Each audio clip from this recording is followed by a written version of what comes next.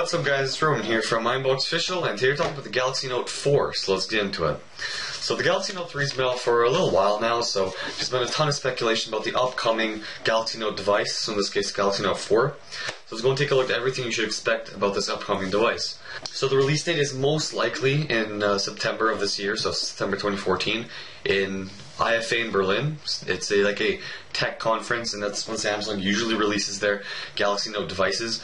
It's been evident for the past 3 years they've been releasing it at IFA. Moving on to price-wise, you should expect it to stay exactly the same as it is right now.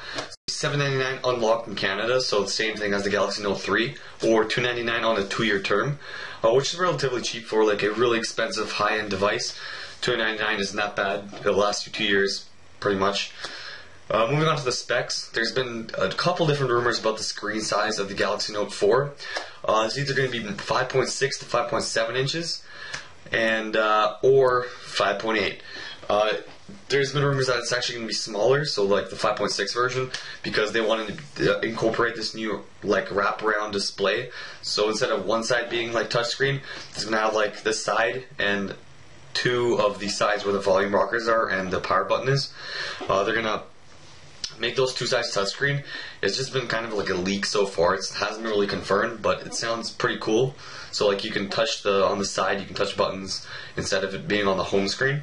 There's also been rumors of a new form factor for the Galaxy Note 4. So instead of it being square like the usual design, it's actually going to be like a rounded edge. So it's going to be like on both sides it'll be like a round instead of square, if you get what I'm saying. And also for the display, it's most likely going to be a Super HD display, so a 2K resolution display. Not quite 4K, but it's almost just as good. It's better than any display currently right now. It'll be like so vivid, so bright, you know, like no pixelation at all. It'll be pretty great. And it'll have a pixel density of over 500 pixels per inch. Moving on to the internals, it's most likely going to have a Qualcomm Snapdragon 805 processor, which is a quad-core 64-bit chip. And there's also been rumors of possibly an octo-core 64-bit chip, which is also very impressive for a like mobile device. I mean, computers aren't even quad-core or octo-core. Some computers, and it's going to be better than my computer. My computer's like dual-core. And it's also going to come with 3 to 4 gigabytes of RAM. Storage-wise, you expect it to come with 32 gigabytes or 64 gigs, plus microSD expandable storage up to 128 gigabytes, which is, you know, the standard, the usual. Moving on to camera, it's most likely going to be a 16 megapixel rear shooter with 4K recording capabilities and a ton of new camera features that Samsung is going to include on their new device. And the front camera is most likely going to be 2 megapixels, like the usual, you know, nothing too fancy, 720p video recording. And yeah, it's also going to have the newest version of Android, so Android 4.4 KitKat, or if Android 5 comes out by that time, it'll be Android 5, whatever the newest version is. But you can't forget about TouchWiz. TouchWiz is going to be on it, like the usual. It's like Samsung's exclusive UI. It's going to be there no matter what. But there's definitely going to be a ton of new features, as the Galaxy S5 has, like, you know, S Finder, S Voice, S Health, a ton of new S features. They're all going to be updated and put into this new Galaxy Note 4 device. So overall, the internals, the actual software is going to be very similar to the Galaxy S5, just a bigger, more usable version.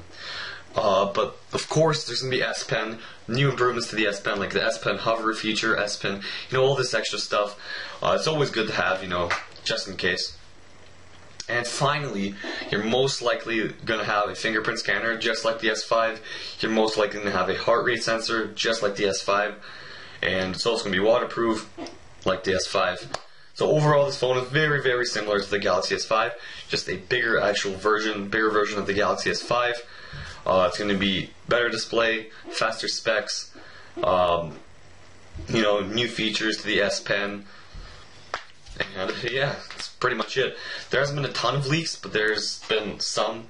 And if you guys enjoyed this video, don't forget to leave a like, subscribe, and I'll see you guys later.